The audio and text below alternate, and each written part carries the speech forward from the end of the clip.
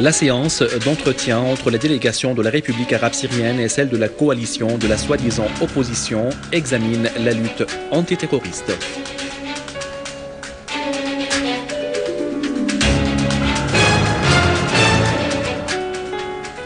Élimination de dizaines de terroristes et destruction de leurs repères et armes à Alep, Idlib, Daraa et Deir ez-Zor.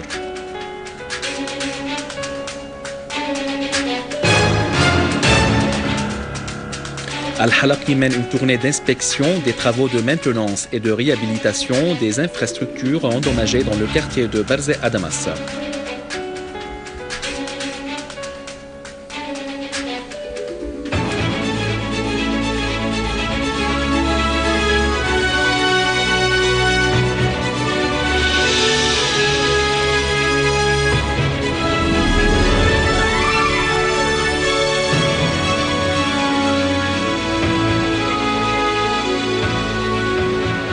Mesdames et messieurs, bon après-midi et bienvenue à notre journal.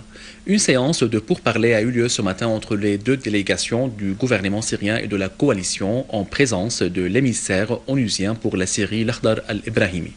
La séance a débuté par un moment de silence en hommage aux martyrs de la Syrie avant que soit entamé le sujet de la lutte antiterroriste. Lors de cette séance, la délégation de la République arabe syrienne a avancé un projet de déclaration sur la lutte contre le terrorisme conformément à la déclaration de Genève 1. Ce projet de déclaration a été rejeté par la délégation de la coalition.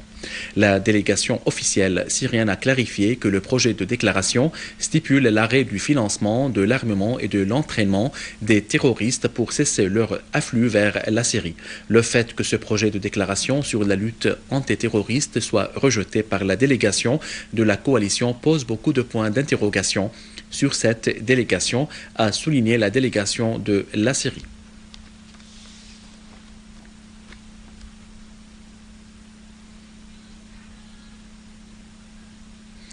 En Iran, le ministre adjoint des Affaires étrangères pour les affaires arabes et africaines, Hossein Amir Abdullahian, a démenti les informations véhiculées par certains médias sur des entretiens secrets entre des représentants de l'Iran, du gouvernement syrien et de l'opposition. Selon ces mêmes médias, les entretiens ont eu lieu dans la capitale suisse, Berne, simultanément avec Genève 2.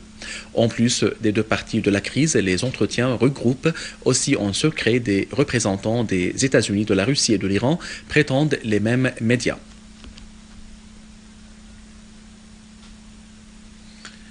Le patriarche d'Antioche de tout l'Orient pour les Grecs orthodoxes, Yohanna X Yazegi, a affirmé que la fermeté du peuple syrien est susceptible de préserver la Syrie et de rétablir la sécurité et la stabilité partout dans le pays. Dans ses entretiens avec l'ambassadeur de Syrie à Moscou, Riyad Haddad, et les membres du corps diplomatique syrien, le patriarche Yazegi a fait noter que les Syriens avaient édifié ensemble le pays en dépit de toutes les difficultés et les défis grâce à la coexistence enracinés parmi eux. Les amis de la Syrie apprécient bien son rôle dans la préservation de la stabilité dans la région, a souligné le patriarche Yazegi, évoquant la position efficace de la Russie vis-à-vis de l'intervention internationale en Syrie, d'autant que les aides humanitaires envoyées par la Russie au peuple syrien. La Syrie a adressé aujourd'hui un mémorandum officiel à un nombre d'organisations internationales basées à Genève, contenant un exposé détaillé sur les efforts du gouvernement syrien visant à faire réussir les campagnes de vaccination contre la maladie de la poliomyélite, et ce en riposte aux campagnes de désinformation menées par certains médias. Le mémorandum adressé par Dr Faisal Al-Hamoui, délégué permanent de Syrie auprès du Conseil onusien pour les droits de l'homme à Genève, affirme que les campagnes de vaccination lancées conjointement par le gouvernement syrien, le Croissant Rouge syrien, les agences d'organisations internationales concernées et les associations civiles ont réussi à vacciner quelques 2 500 000 enfants jusqu'au 9 janvier 2014. Le mémorandum, qui a souligné l'afflux des citoyens pour vacciner leurs enfants âgés de moins de 5 ans a salué les efforts déployés par le personnel médical ambulant et les volontaires qui ont pu atteindre les régions tendues.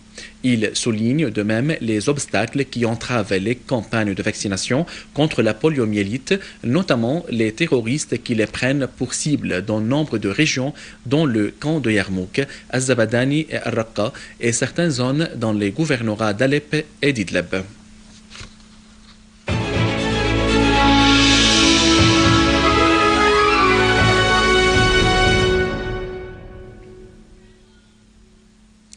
Un nouveau convoi d'aide humanitaire a été acheminé aujourd'hui à l'intérieur du camp de Yarmouk à Damas.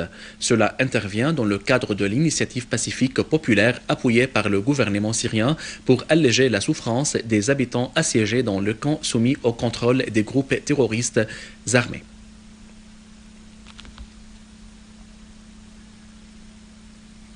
À Idlib campagne, nos forces armées vaillantes ont liquidé un grand nombre de terroristes dans les villages de Tal Salmon et Mijren, situés tous les deux dans la région d'Aboudhour.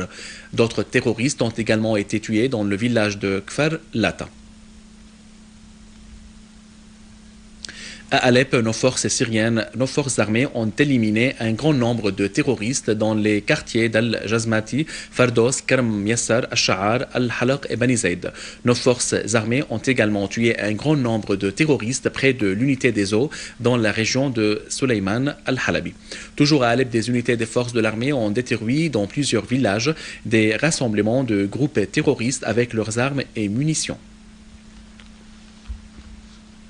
À Homs, l'armée arabe syrienne a détruit le dernier rassemblement des terroristes dans les collines d'Al-Aboudi et Al-Bourglan, Sharqiye et Rabia, situées dans la banlieue de Qsr. L'armée arabe syrienne a également désamorcé dans ces régions des engins explosifs plantés par les terroristes, tuant et blessant plusieurs parmi eux. Toujours dans le cadre des opérations spécifiques menées par l'armée arabe syrienne, des unités de notre armée vaillante ont tendu une embuscade à des groupes terroristes qui tentaient de s'infiltrer en territoire syrien depuis la région libanaise d'Irsal via plusieurs axes, à savoir Al-Nuaymat, Nazar, Mazra'at Al-Haswani et Al-Aboudia. Cette opération de l'armée s'est soldée par la destruction d'un nombre de véhicules chargés d'armes et de munitions, ainsi que par la mort d'un grand nombre de terroristes. Des unités de l'armée arabe syrienne ont également déjoué en coopération avec les gardes frontières une tentative d'infiltration depuis les territoires libanais via la région de Wadi Khaled en direction du village syrien d'Azzara situé à Talkalach campagne. Au cours de cette tentative d'infiltration manquée, nos forces armées ont tué nombre de terroristes avant de saisir une rampe de lancement de roquettes que ces derniers tentaient d'introduire dans le village d'Azzara où les groupes terroristes ont subi une défaite cuisante.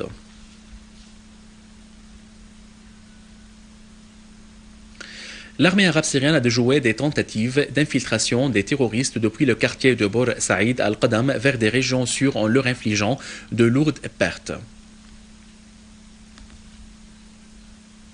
À Daraa, nos forces armées vaillantes ont détruit un canon anti-aérien de 23 mm et tué grand nombre de terroristes en périphérie de l'école de Yarmouk, de l'ancien siège de douane et de l'usine de chaussures.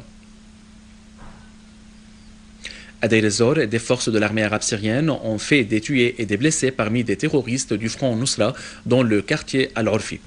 La majorité de ces terroristes est des nationalités saoudiennes et tunisiennes. Un groupe de terroristes dont un sniper a été neutralisé près de la banque Bémon dans le quartier de Rachidia.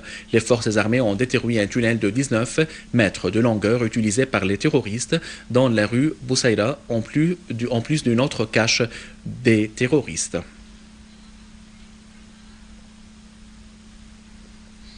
Le président du Conseil des ministres, Dr Wael Al-Halaqi, a inspecté aujourd'hui les opérations de réparation et de réhabilitation des infrastructures endommagées du fait des actes terroristes dans le quartier de Barzeh à Damas.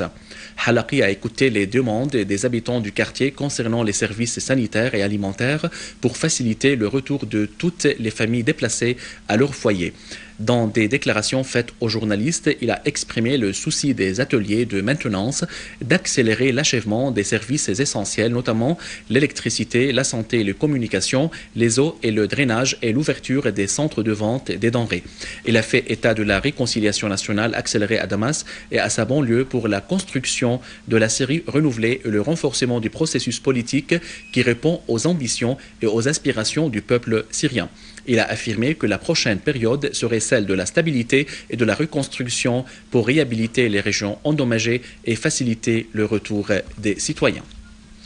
À la fin de ce journal, je vous rappelle les principaux titres. La séance de pourparlers entre la République arabe syrienne et la délégation de la coalition de la soi-disant opposition examine la lutte antiterroriste.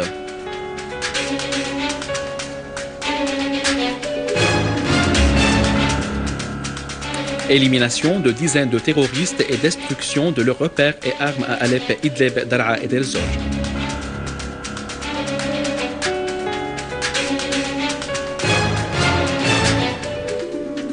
Al-Halaqi mène une tournée d'inspection des travaux de maintenance et de réhabilitation des infrastructures endommagées dans le quartier de Barzeh à Damas.